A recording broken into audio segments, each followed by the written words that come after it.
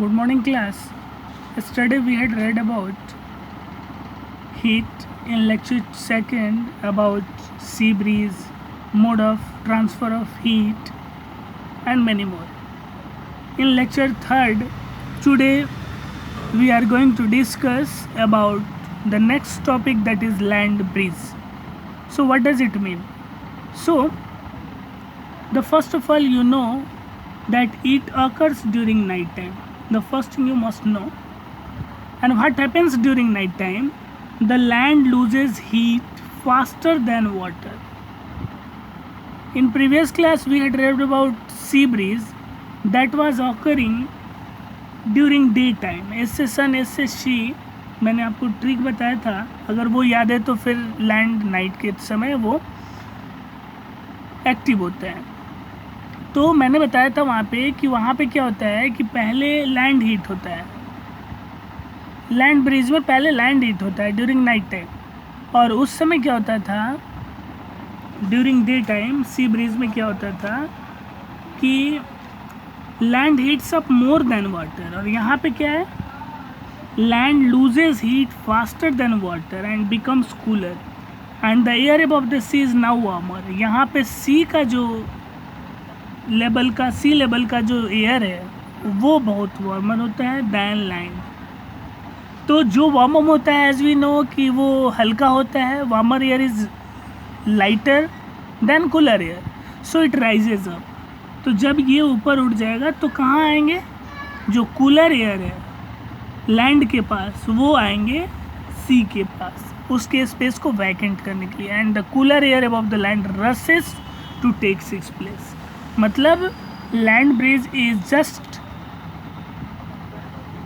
reciprocal reverse of sea breeze. Now the third mode of transfer of heat is radiation. So in radiation, what does it mean? The mode of transfer of heat through which heat energy from a hot body to a cold body by means of heat rays without any material medium. ये जानने की ज़रूरत है, यहाँ पे material medium की ज़रूरत नहीं पड़ती, यानी ये it can travel in vacuum too. यहाँ पे वही बात है जैसा कि कंडक्शन और जैसा कि कन्वेक्शन में देखे थे कि हॉट बॉडी से कोल्ड बॉडी की तरफ वो हीट ट्रांसफ़र होगा. यहाँ तक तो यहाँ भी सेम है, लेकिन कंडक्शन में हम लोग देखे थे कि मटेरियल मीडियम इज़ रिक्वायर्ड, वो सॉलिड मीडियम में होता है. कन्वेक्शन में देखे थे कि वो लिक्विड और गैस यानी फ्लूइड में होता है. लेकिन रेडिएशन में हम लोग देखेंगे कि वो वैक्यूम में यानी मटेरियल मीडियम की ज़रूरत नहीं होती. जैसे बहुत सारे एप्लीकेशन है इसके. पहला, जो सन का रे हमारे पृथ्वी तक आती है, अर्थ तक आती है, पहुंचती है, वो रेडिएशन का फॉर्म है. दूसरा, if A hot utensils filled with hot milk is kept away from the flame, अगर आग पर से उस गर्म बर्तन को, दूध से भरा गर्म बर्तन को अगर हटा दिया जाए तो वो ठंडा हो जाता है. आग से हटा दिया जाए तो वो थोड़ा समय में ठंडा हो जाता है. क्यों? क्योंकि उसकी हीट सारी क्या होती है, ट्रांसफ़र हो जाती है रेडिएशन के प्रोसेस. तीसरा एप्लीकेशन हम लोग आसपास में जो देखेंगे, if we stand next to a burning fire, अगर कहीं अलाव जल रहे हैं उसके हम लोग पास में बैठे हैं तो वहाँ पे भी हीट फील होता है.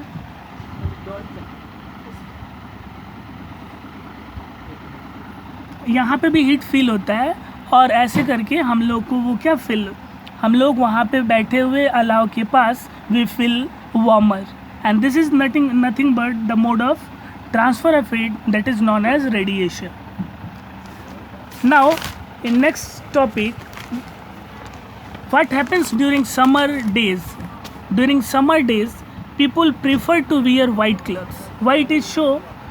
Or light color cloth, because light color cloth absorb less heat from the sun and hence keep us cool and comfortable in hot weather. As we know, light color, or you may say white color, that absorb less heat and that actually does not allow the heat to escape out in the surroundings.